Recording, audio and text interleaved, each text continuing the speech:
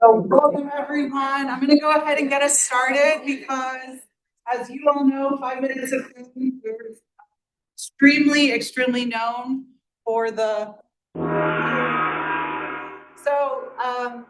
Hi everyone, I'm Elizabeth or Liz Cantu. I currently have been serving for this in the Center for Teaching and Learning faculty director role.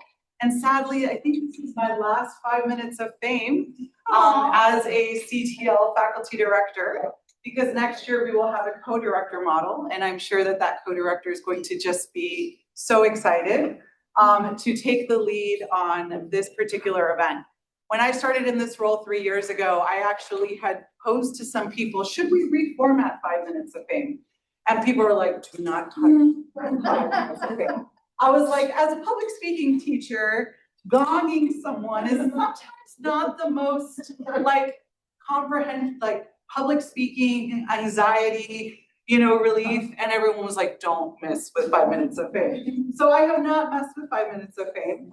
Know that this is really meant to be a really fun, interactive, engaging showcase where we get to celebrate all the work that you all have been doing this whole academic year.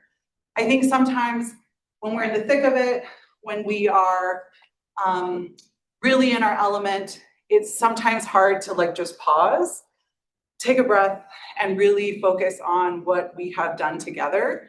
And more importantly, what we have done for our students. And I say that because we have a couple students here today that are going to be part of the presentations for today. Yeah. So as you all know, we'll get started. I believe Tossini will get us started. We're going to move things around a little bit. Tossini will get us started.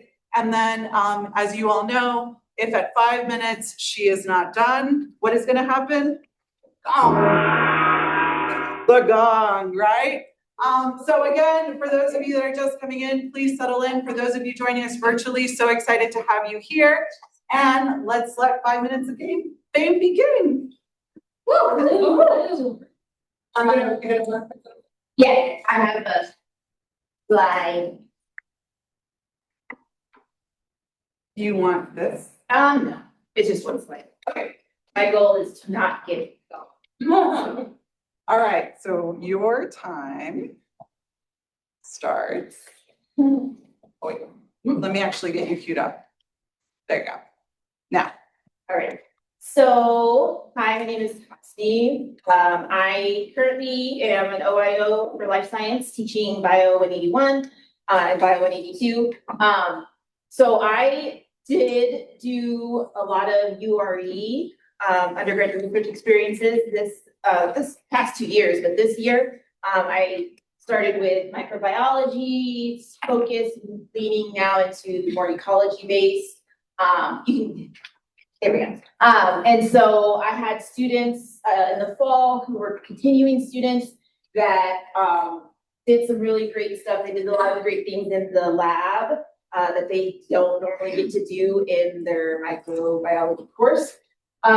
This semester, I had 3 young ladies who were part of the bee project with Jared Maple, and it was really fun to see how the bee people work. But all of this to say that I feel really strongly about mentoring undergraduates in research. Back in August, I posted a blog on, I was published in a blog series for the American Association for the Advancement of Science. I can never remember what I know it's AAAS, triple AS. The QR code is if you'd like to go read it. We might have seen something about it at the beginning of the school year as well. But basically looking at URE and STEM research as a way for STEM students to find an identity, find a way for them to feel like they belong and enjoy science.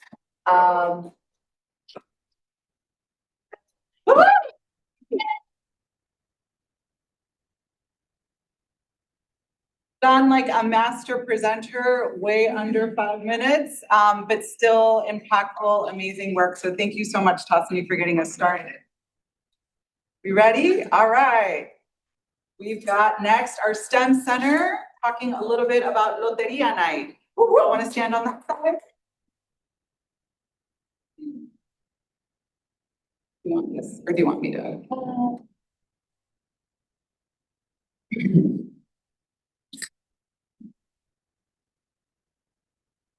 Good afternoon, my name is Corey Buckband. I'm the program analyst at the STEM Center of Excellence.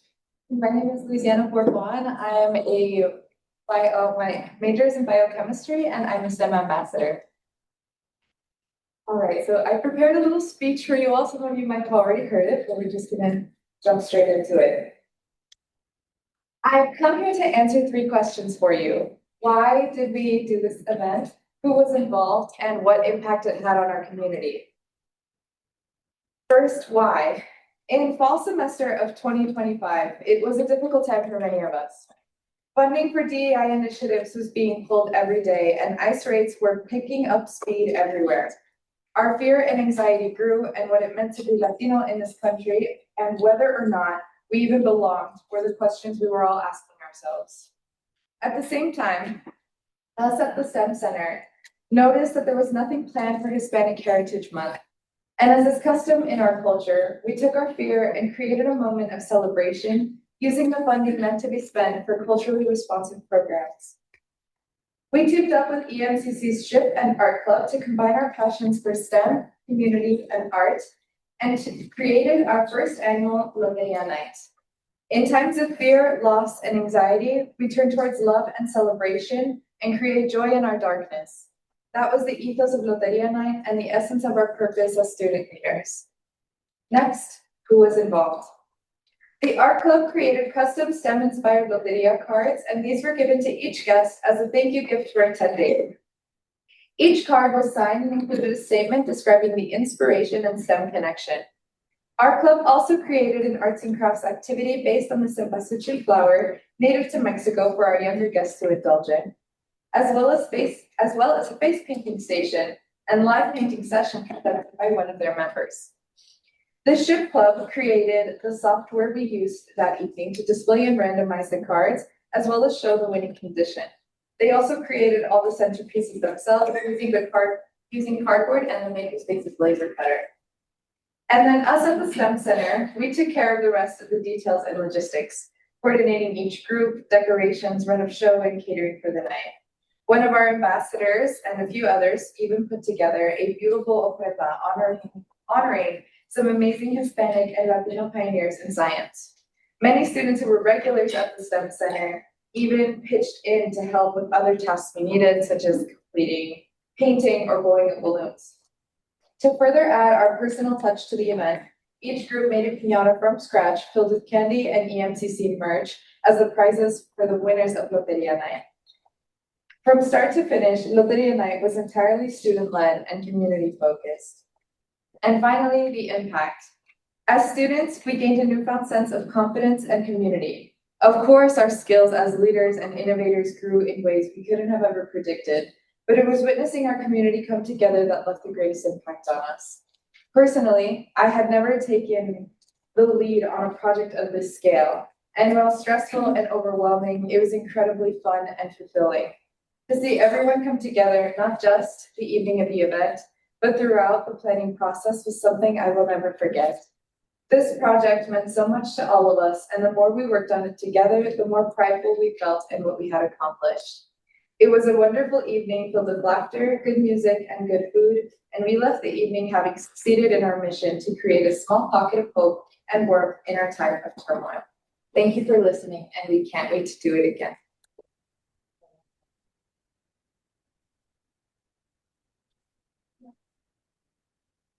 Thank you for inspiring such an amazing event for our campus and for sharing a little bit with us today.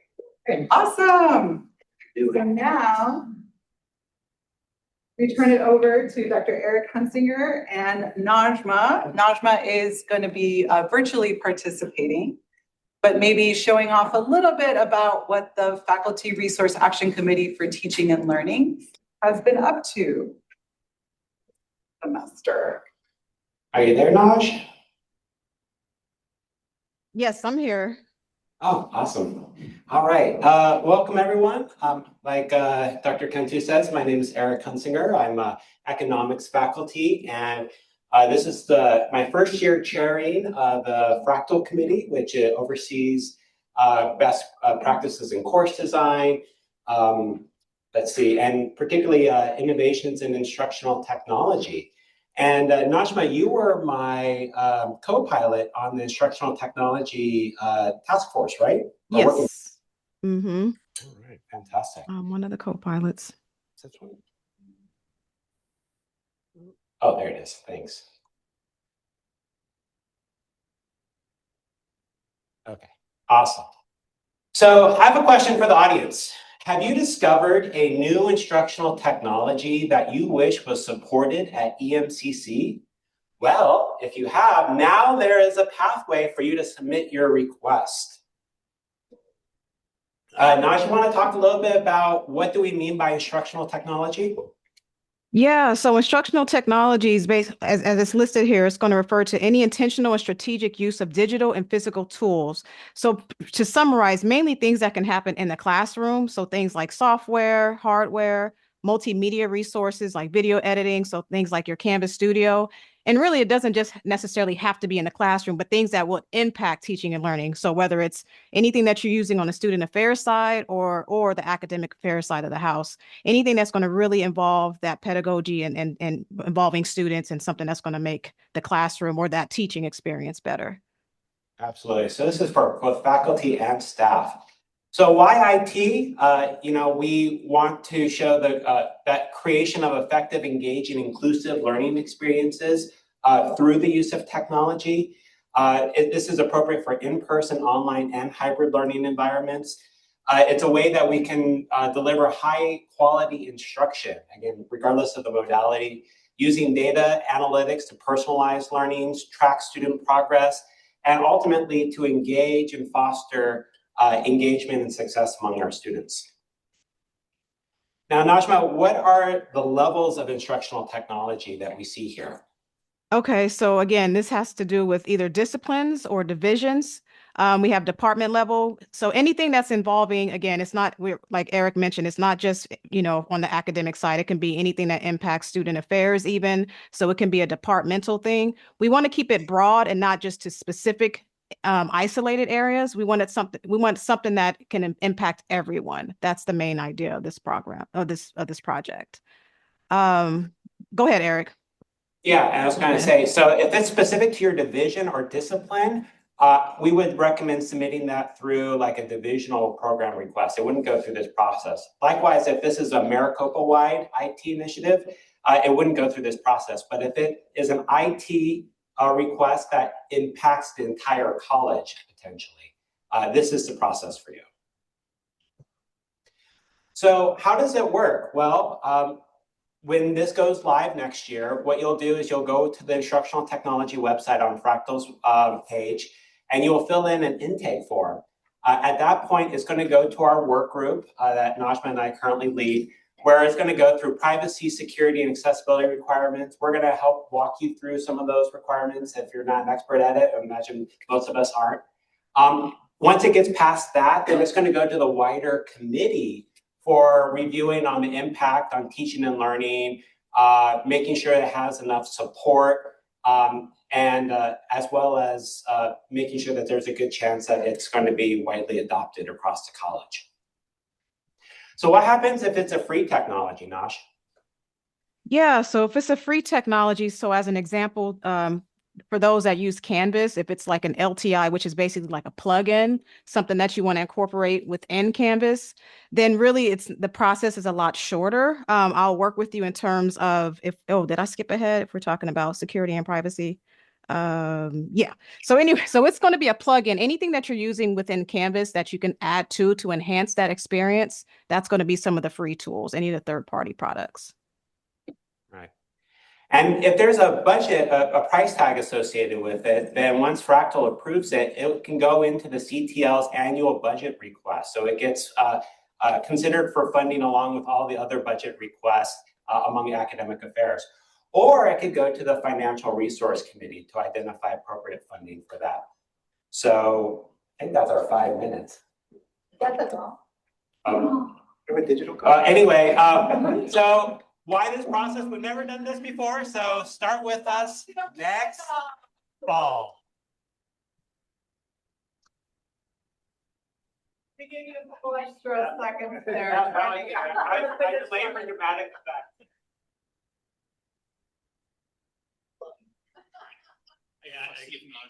Exactly. Okay, fair enough. All right. All right. Well, it continues on with Dr. Hunsinger and the Fractal Committee, along with Brittany Seifert.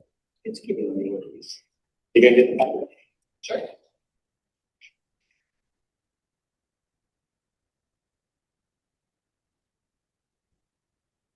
Okay, so another subcommittee that we had this year in Fractal was looking at RSI, which is regular and substantive interaction.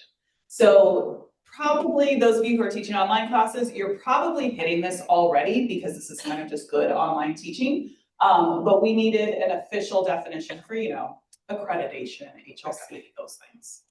Important stuff like that. So our committee, we looked at definitions across the board, and we landed on a few different elements. We broke it up here. That it needs to be consistent, predictable, and academically focused engagement. That's the first part.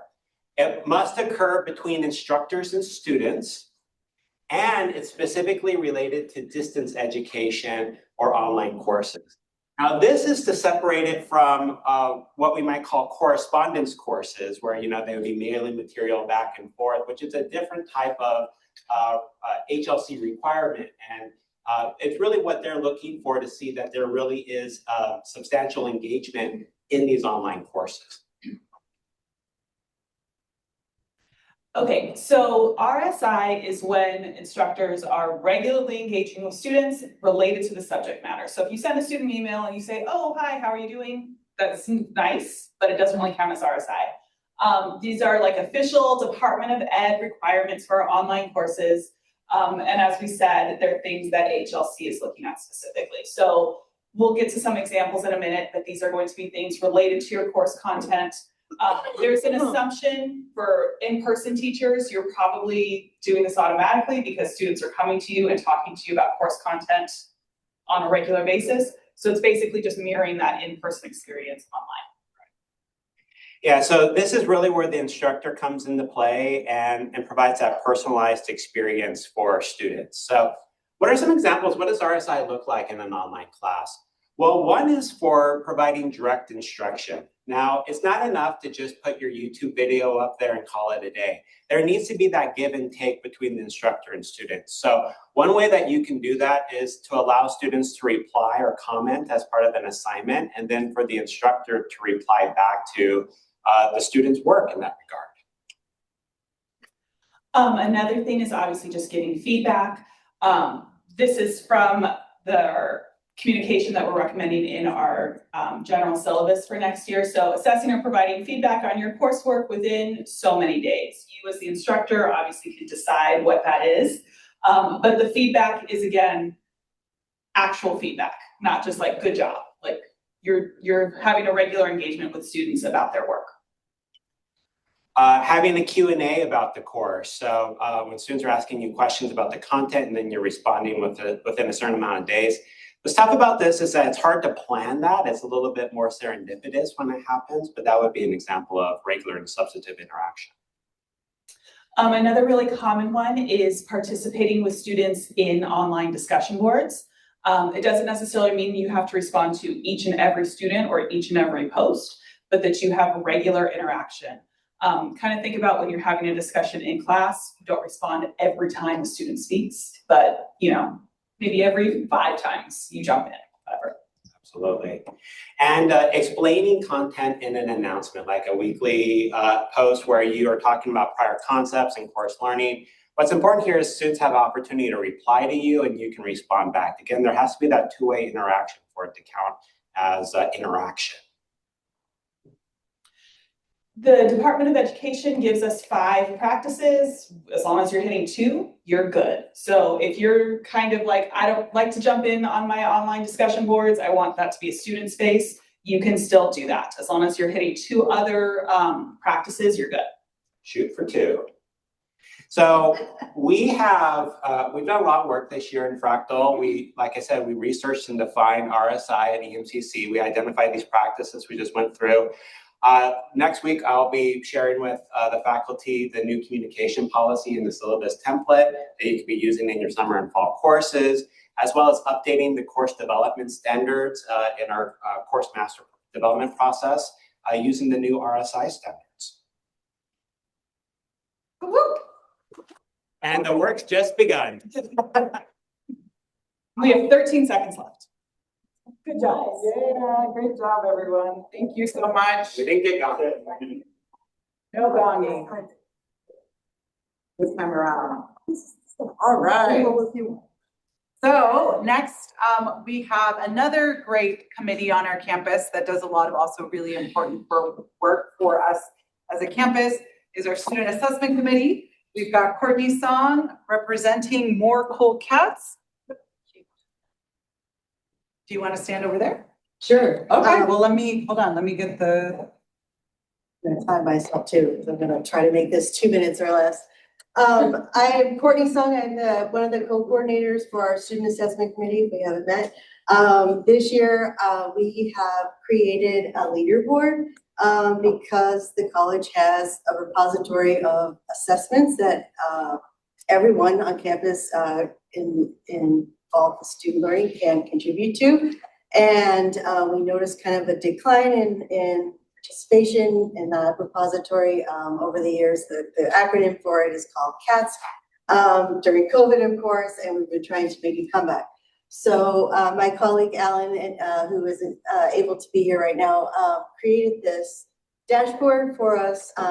There's a page that links and folks are divided by departments.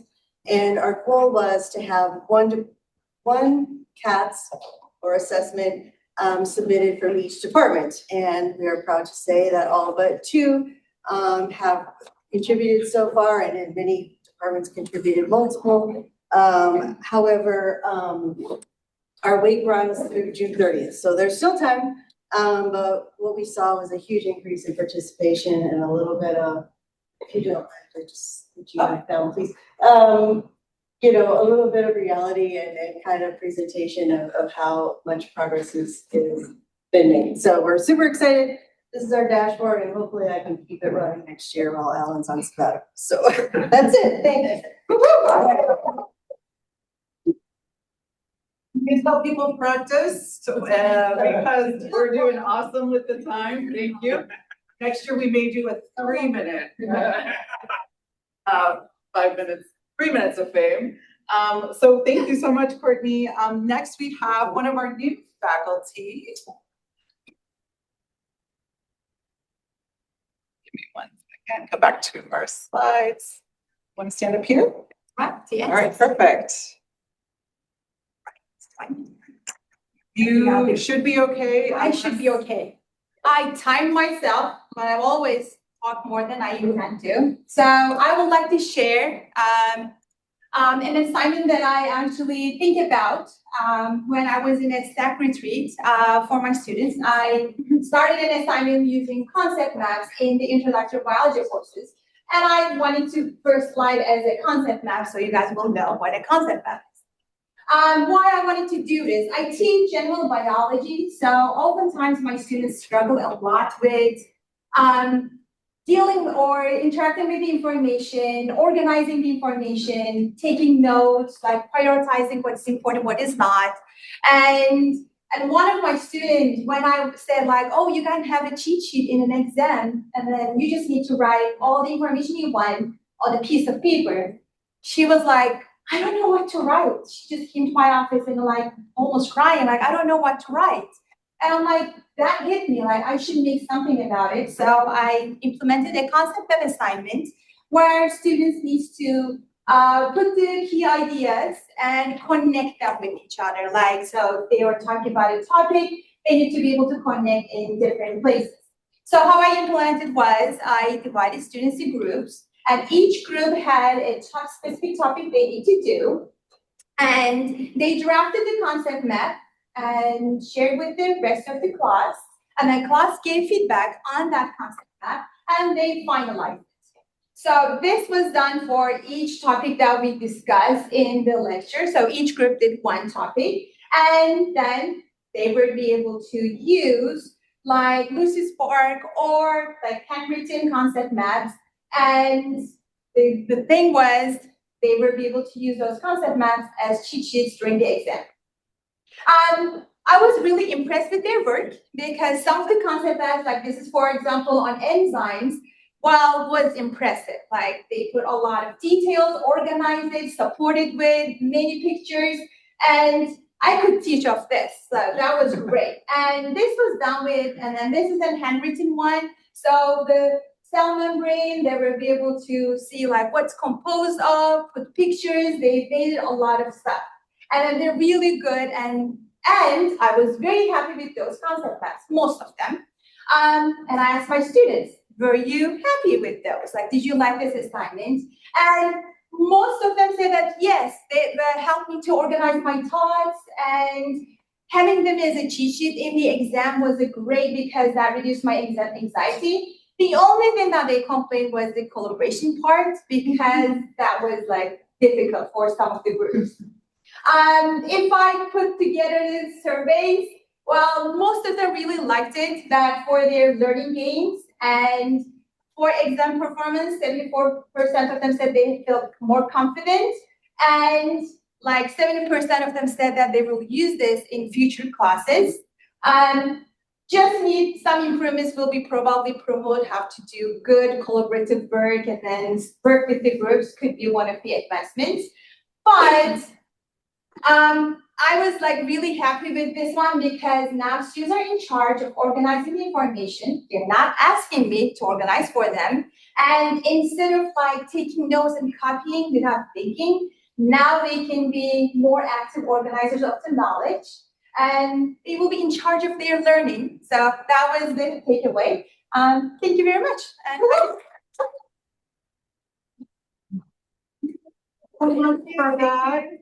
I love it. We're going inside the classroom, outside the classroom, community events, all sorts of great stuff to showcase. So next we have Dean Shannon Manuelito. All right.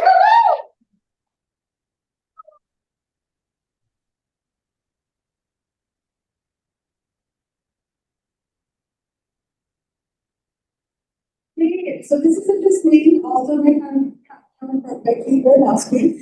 We work together to look at our chair training, our new faculty chairs. I think Becky would agree with me. We want to add faculty leadership. It's kind of a big deal. We really do appreciate all the work that our faculty leaders do on our campus, and we've heard from several of them today.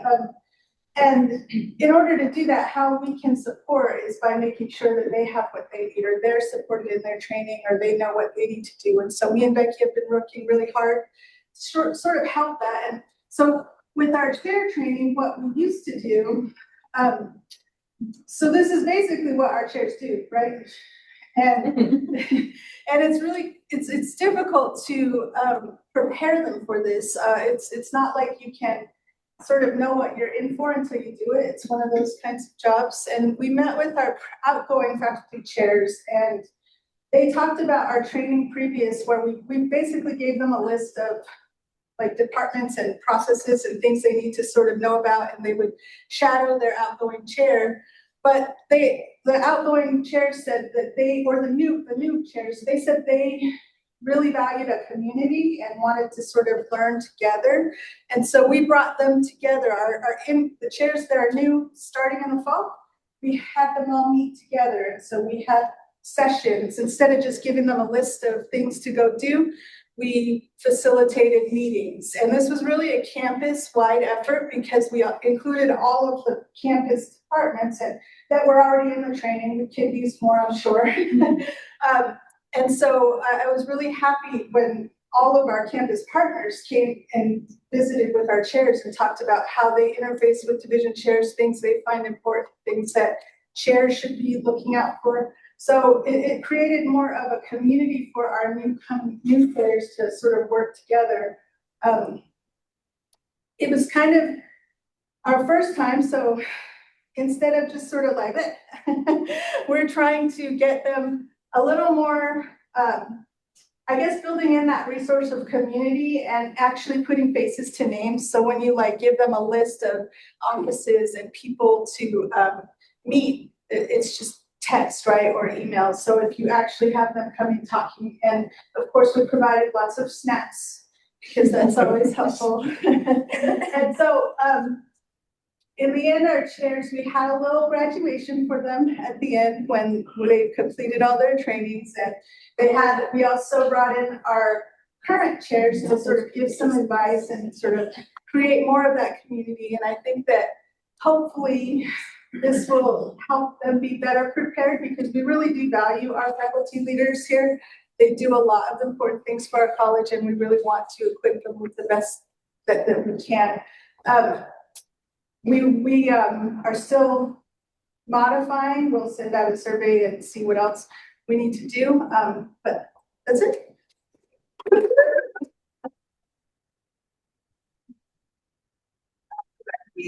Yes, awesome, thank you. All right, we go from the academic affairs side of the house over to our student affairs side of the house. We've got Mr. Austin Shepard here. Woo woo.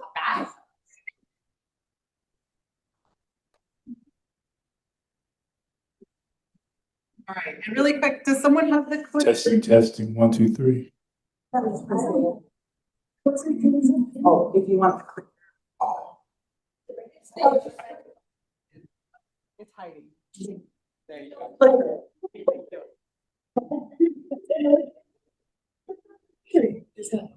All right, thanks everybody for your time today. I just wanted to share on behalf of student academic affairs, student affairs, that we are the other enrollment on the campus. If you don't see us very much, that means that we're doing our job. We're not here. We're out in the high schools and we're out in the community making sure that students know who we are and help them with the processes of admissions and records and making sure they get registered for classes and such. So what I'm going to do here shortly is make sure that you guys get to see what we do in numbers.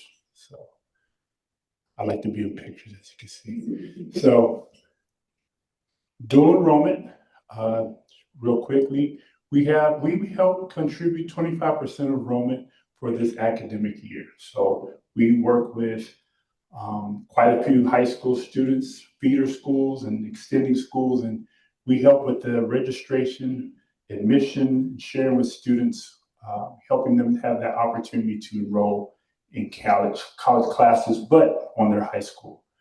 35% of those students that are in dual enrollment attend EMCC or other Maricopa community colleges. So we have a very good relationship with those students, and they continue their education with us. The ACE program, this 24-26 cohort, they have 78 completers, and I just got more information that also those students, we have 123 new students. We have a new cohort that we are actually bringing in this summer. So yeah, exactly. That's pretty good numbers.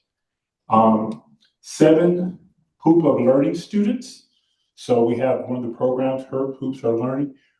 Also, which was cut off in this video is kind of this particular slide letting you know what other departments are associated with outreach. So in outreach, we have dual enrollment, ACE, which is ACE program. We have Hoop of Learning. We have recruitment. We work with AAC, which is a high school next door to our left.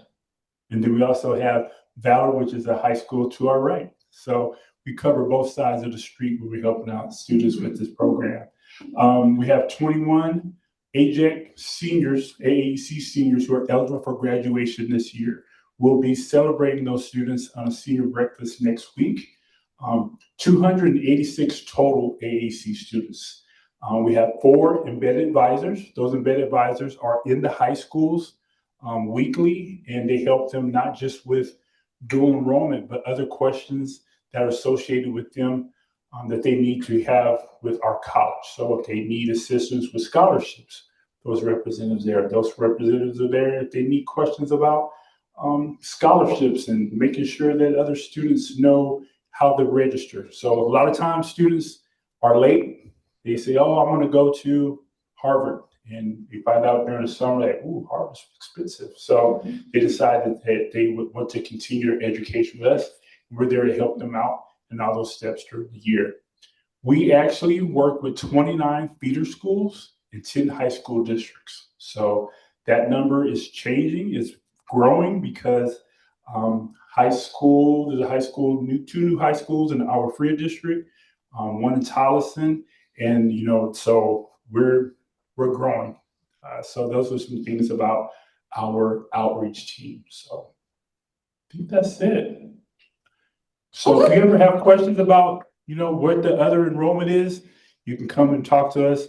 We might not be in the office, but we'll definitely be here to help you out through email or anything else. So thank you. Can you give us a go? You want to go? All right. Thank you. I will say, I don't know if you know that Austin has Mr. Jewel. All right. See him walking around with his swagger. Mr. Jewel has us covered when it comes to our dual enrollment. So thank you so much, Austin. All right, next we hear from our faculty. And clicker is over here. Good afternoon. My name is Sarah Lockhart, and I'm representing the Dev Ed Committee that currently consists of myself, Adam Lenz, and Sarah Pina. They're not going to talk, otherwise We totally get off. Canvas course was created by us and past members Bob Moore and Susan Moon, and inspired by all of the past members. Have you ever wanted to make sure students know how to participate effectively in an in-person or online discussion? Add subtraction. Start a draft of a writing project. Line. Or factor trinomial before you teach a particular lesson. Well, we have the product for you. Ta-da! Here it is, your one-stop shop for all those needs and more. This product has mini lessons with quizzes that you can drop right into your Canvas course. No preparation needed. So easy. Your students will be prepared in no time. And as a special bonus offer, if you act now, we'll include 500, give or take, general teaching resources along with specific English, reading, and math resources created by our own experts. Is it September and your class looks like this, this, or this? Go here to browse all the information to zhuzh up your class. And don't worry, my mathy, more using friends, we've got something for you as well. If you call within the next 5 minutes, you can also get more assignments for only $19.95. No need to deal with temperamental Canvas. Oh. I know you're asking, wasting all more. How can I get access to this fabulous, useful Canvas course? Just use this URL to enroll as a student. Then you too can add any of these assignments into your course. It is truly magic. Don't see a topic that you'd love to assign, please call that number on your screen and we'll include it free of charge. Oh, free of charge. Don't wait, call now. Readers are standing by. Special terms and conditions apply. I wanted to thank you to Dr. Livingston for all her support and encouragement and guidance over the years. And Lorianne for all her help with patients. Stephanie for coordinating all the food and me and forms and all the things. And all of you for supporting the Dev Ed and our students. Woohoo! Bring it on!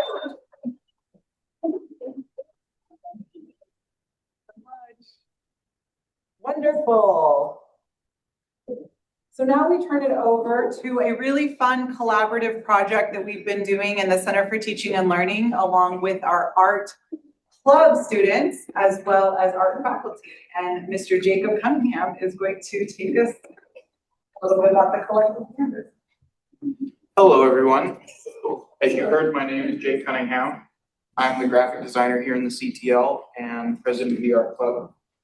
And starting last semester, we began putting up art in the CTL from student classes, basically.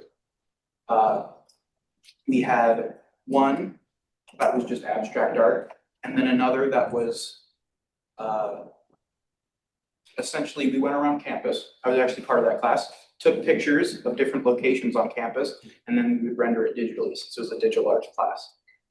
As well as earlier this semester, I created a bunch of puzzles, put them up, and they were eventually part of the Rory Beams as well. And so that's what we've been doing. But next Wednesday, we are going to have just about as much art as we can fit in this building.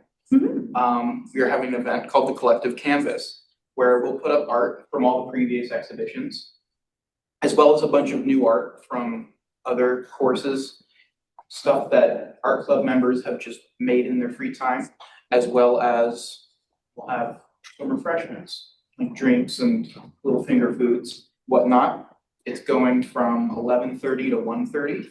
I don't have any pretty pictures of art because I've been busy printing it and getting it all ready for the event on Wednesday. So I hope you all show up. And yeah, that's my spiel.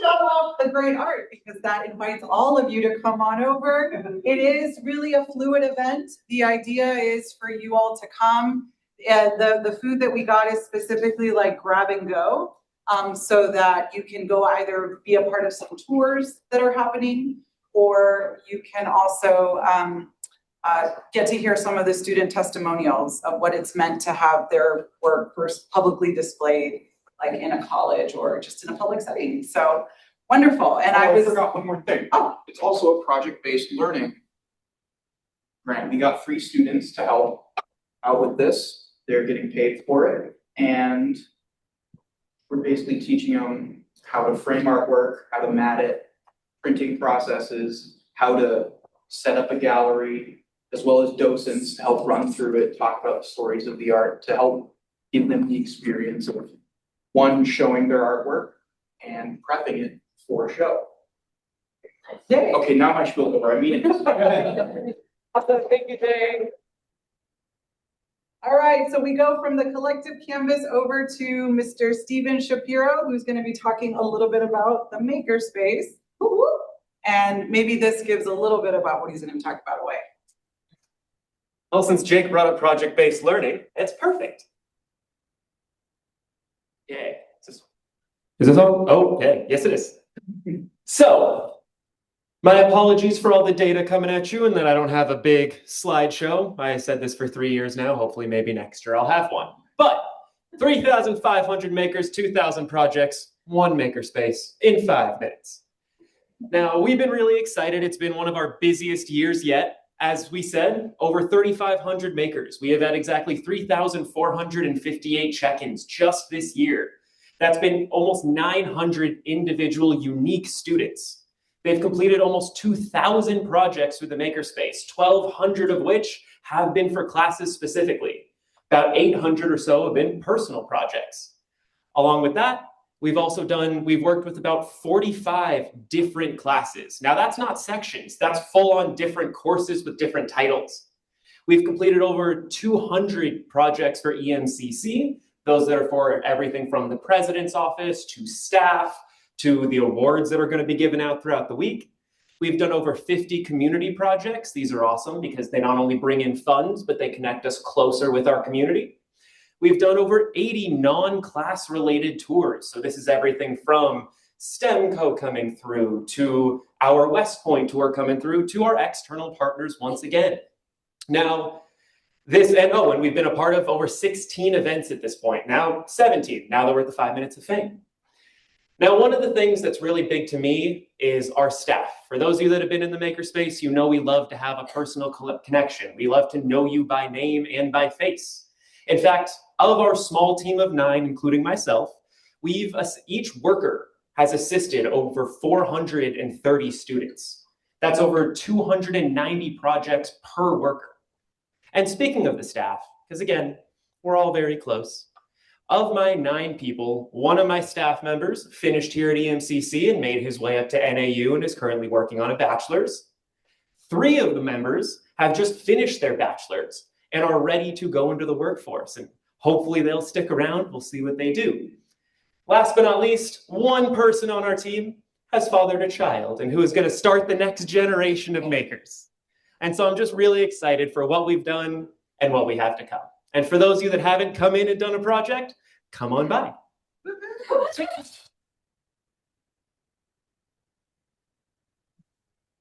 Make your numbers more larger and bigger and more impact there, Stephen, with that invitation. So thanks for all that you all do. I will share, the Makerspace has always been really great for the CTL.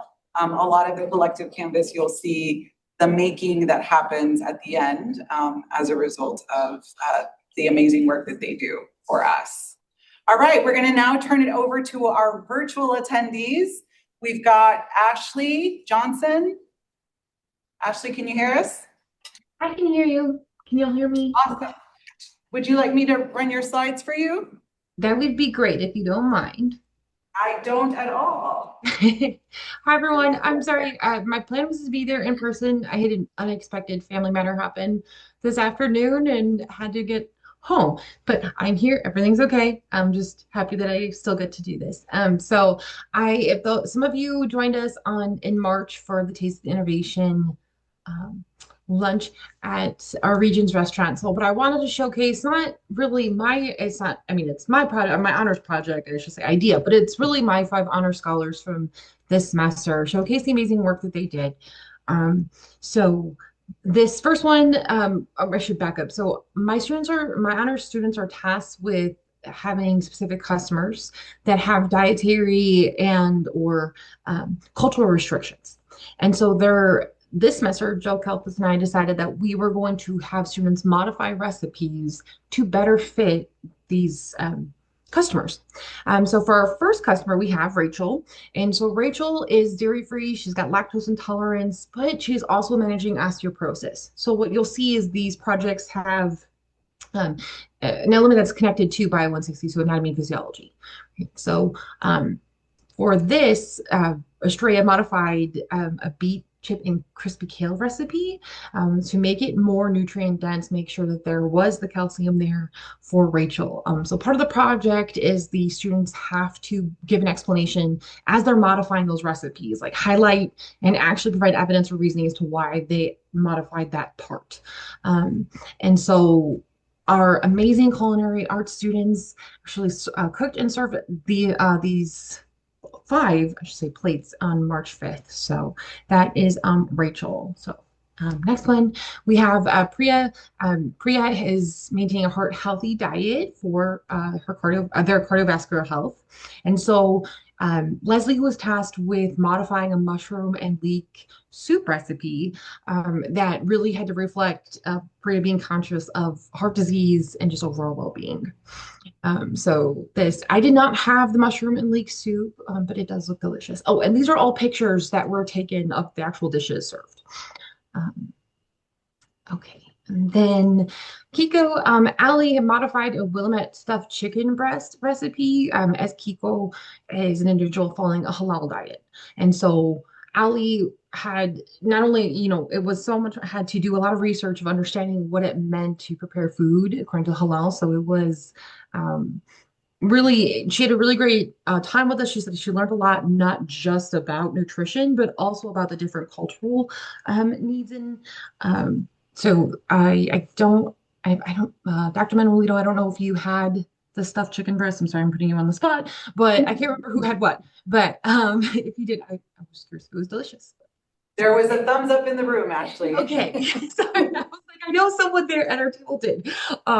So next one is Mateo. So Jenna had to modify a cedar plank salmon risotto. So Mateo is follows a gluten-free diet due to celiac disease. And so with I had my students pick their I should have led with this too. I had their dietary restrictions and recipes ready to go, but I asked the students if there's a preference they had. And so Jenna felt a very personal connection to to Mateo and Mateo's needs.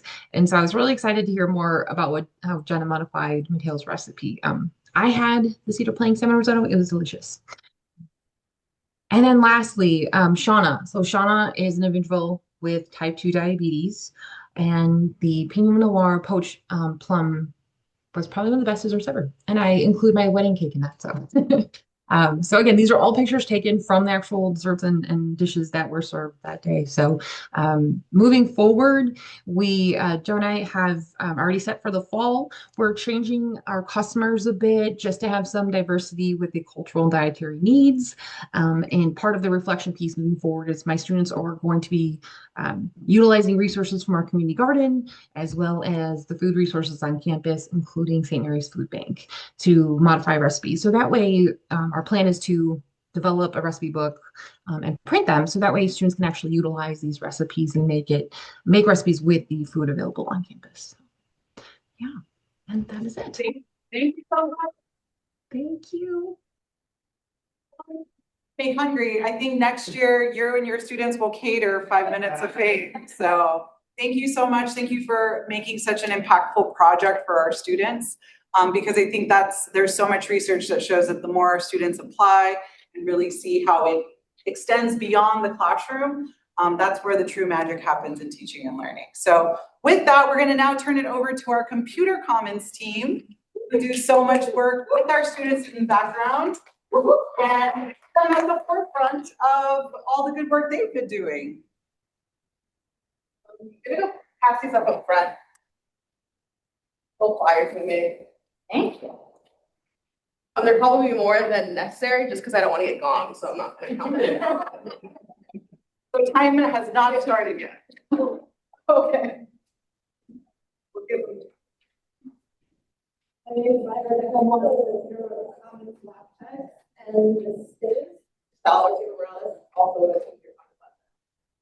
Okay, so this is control of the mastering digital literacy in college life. So this whole initiative started because we were getting a lot of repeated questions from students, as well as just like general frustration when the Commons was closed. Even last semester where we would close at like 10 p.m., we'd still have like some students sometimes calling it around like 9:50 something, with like general literacy questions. And as well as we also had some students just have a lot of issues speaking to people in general. And so we wanted a way for them to be able to access resources by themselves. And so we noticed that there was like a digital literacy gap. Some students thought that they only needed a smartphone to do like all their assignments, turn them in, as well as like Chromebooks are pretty much the cheapest laptop you can get. And so they would get a Chromebook, and there are courses like CIS 105 where you need to have a laptop, a device that can download Microsoft 365 in order to complete your assignments. And so though that wasn't enough to get through coursework, especially since CIS 105 is a requirement for a lot of degrees that we offer here. And so we, the first step we took to, bridge that gap was doing the EMCC Computer Commons Canvas shell. So we had a bunch of resources like how-tos. We had a calendars thing where you could check the tutoring availability that we had. We also translated a lot of those into Spanish in consideration that we're an HSI. But there was low traffic and a lot of students didn't know we had it. We tried to, put little things up on the computer commons to show people, but that sometimes students sort of get real tunnel vision and only do what they came there to do and then they leave. So we shifted our focus into like in-person and online workshops. We had like the Canvas Essentials, Smarter Than Your Smartphone, digital literacy, book, and our the Google OneDrive workshop, where we did like presentations, demos, questions students had. And then around this time, it's when the OHLO the badging system was going away. And so Najma and Maya invited us to join like the online hybrid learning orientation OHLO update. But there was like a lot of material for everything that the OHLO was trying to do. So we decided to redo the Commons page in order to tackle the digital literacy. And the new OHLO is going to reference the Commons Canvas page. So the current plan is for the Computer Commons Canvas, it's staying. It's going to include a lot of the information it already has, including our tutor availability. That one's an important one because so long as a student chooses a time slot for their course, even if they don't select the correct tutor, the tutor they need will be available in that time slot. Now the problem with the Canvas is that it's limited by MEIDs. You have to have an MEID login and know how to log in to get to it. So in addition to the Canvas, which we are expanding to be a more of an interactive rather than just read step by step what you're going to do. We are also creating videos that will be available on the Canvas and on the Computer Commons YouTube, which will obviously be available by link. And anyone can share. There's nothing on the YouTube channel right now, so even if you go looking, we're not there yet. Hopefully, we'll have some basics like how to log in and how to make sure you're logging into the correct place before the summer semester starts. And what we need from you, spread the word, take a flyer, check out our Canvas site. It's going to change a lot, but it does already have a lot of information, like how to install Lockdown browser or how to reset a password. So what we're trying to do is basically create these tech resources that are Estrella specific for our students to sort of push them into you're great over me.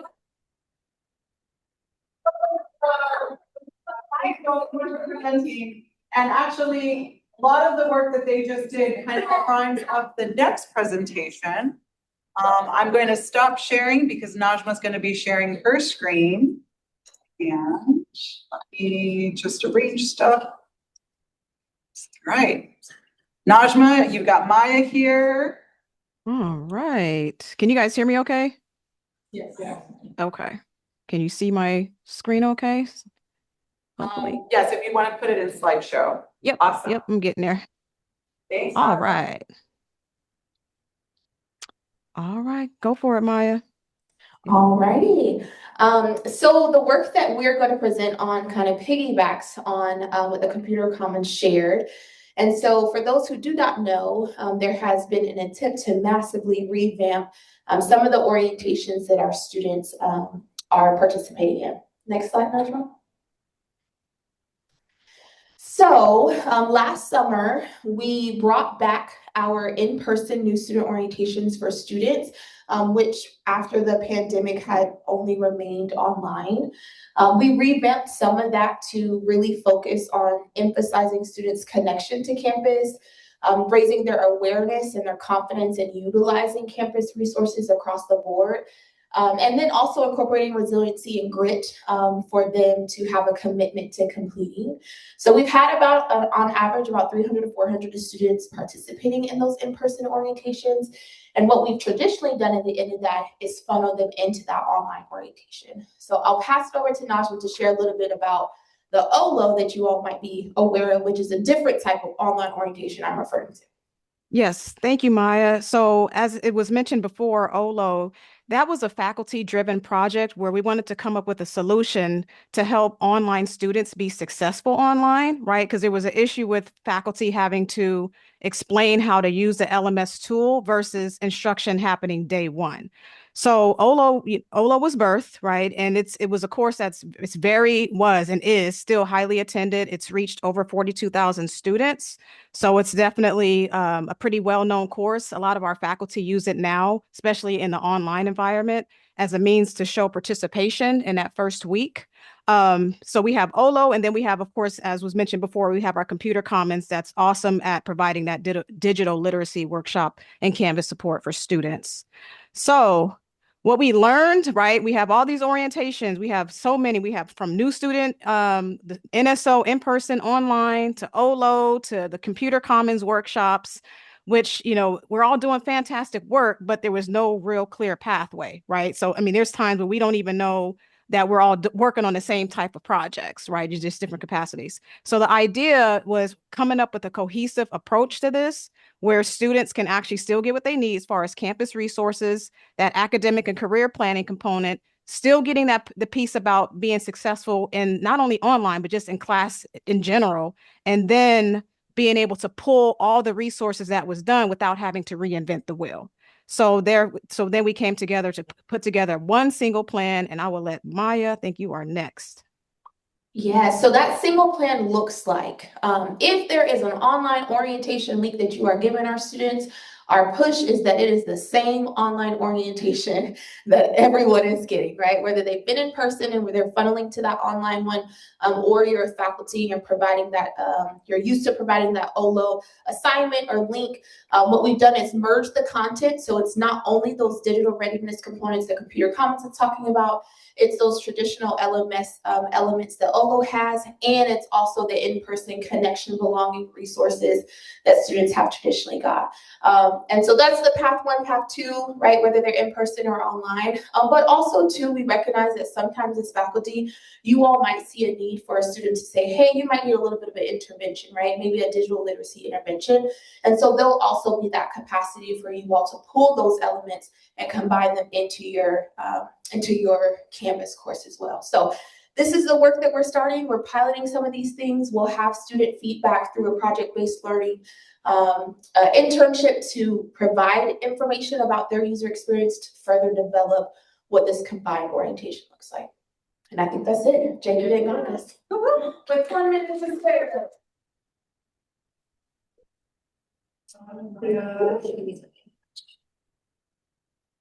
All right. Well, we started off with our kind of undergraduate student research, the Loteria STEM Center, and we actually end with a new student club on campus. I will turn it over to our amazing students here who are going to share a little bit about what they've been up to, and also to invite you all to an upcoming event next week. Ooh. Okay.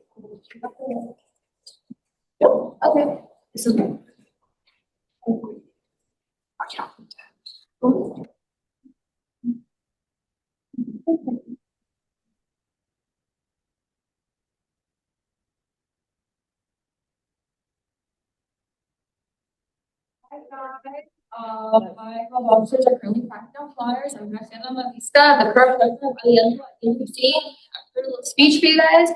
Okay, so I'm currently student here at Share Mountain, and I'm also a fellow of Cobre with Aliento, and I'd like to tell you all about it. All right, I want to ask you something. Have you ever walked onto this campus and felt like you were carrying something heavy? You didn't know where to put it down. Maybe it's fear about what's happening in this country. Maybe it's the weight of watching people you love live with uncertainty. Maybe it's just the exhaustion of trying to build a future where everything feels unstable. I have, and for a long time, I thought I had to carry it alone. That changed when I found Aliento. Aliento is a Phoenix-based organization whose mission is to transform trauma into hope and action, serving students, dreamers, and immigrant families across Arizona. But what sets Aliento apart is how they do the work. Aliento understands that before people can organize and advocate, they need to heal. That's why they created Cultiva, their arts and healing program. Through Cultiva, Aliento offers arts and healing workshops and mental health support through group therapy, open mics, events at schools, and across the community. The program is designed to reduce stress and anxiety while increasing agency, resilience, and coping skills, and it's working. In the 2023-2024 school report, 84% of students reported sustained or reduced levels of stress, and 82 reported a sustained level or reduced levels of anxiety. Aliento believes the power of art can open doors for dialogue and healing, especially in Latino communities where the stigma around mental health can run deep. Through painting, writing, music, and movement, people can find language for things they couldn't say out loud before. And it doesn't stop there. Aliento hosts annual exhibitions showcasing the art they created by participants, a space where dreamers and immigrant family members share the reality of their human emotions through art. Their stories don't just stay in the workshop. They go on walls. They get seen. Aliento also removes barriers for mental health, for students. Dreamers and immigrant families through virtual sharing, listening sessions facilitated by licensed therapists, because healing should never have to be out of reach. That's the organization I'm proud to represent here on campus. As the president of Aliento at EMCC, my mission is to bring up that to all of you. The healing, the community, the advocacy, right here at EMCC. A space where you could come as you are, process what you're carrying, and find people who understand. Because the work of advocacy doesn't start in the courtroom or a Capitol building. It starts with us, students and faculty, young people who are tired of waiting for someone to fix things. Aliento believes that solutions must come from directly impacted people. And creating community power is how we change the trends that impact our lives. This help is free, whether you're directly impacted, whether you love someone, or whether you simply believe in human dignity. There is a place for you. My name is Graciela Mavista. I am a member of the 8th cohort and the proud president of Aliento at EMCC, and I would love for you to be a part of what we're building here. Thank you.